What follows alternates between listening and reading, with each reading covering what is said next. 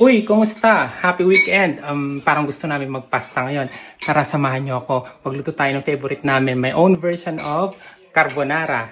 Let's go! Bawang pangontra sa aswang, hiwain ng pino, mantikilya, maghiwa, at tunawin sa kawali. Kaunting mantika para hindi masunog ang mantikilya. Maghintay, kumaldag, at sumayaw.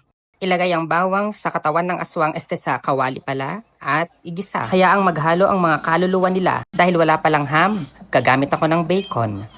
Hiwain at ilagay sa ginisang bawang. Haluin ulit.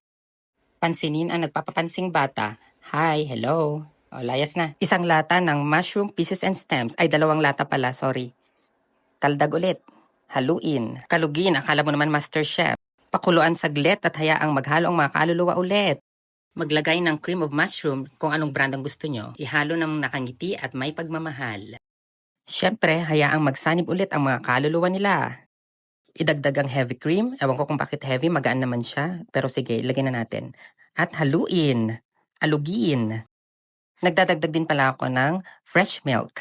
Yan. Pakuluin para siyempre alam nyo na, maghalo ulit ang mga kaluluwa. At kung may bawang, dapat meron ding asin at paminta para makontra talaga ang aswang. Ay?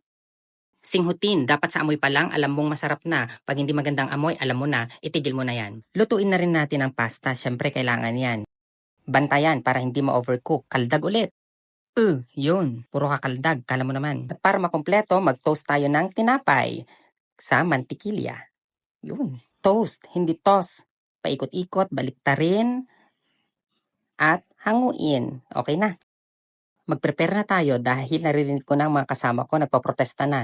Gutom na. Kain na tayo. Wow.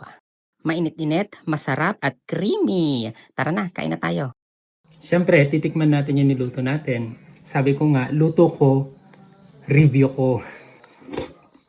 Siyempre masarap. Bala kayo dyan.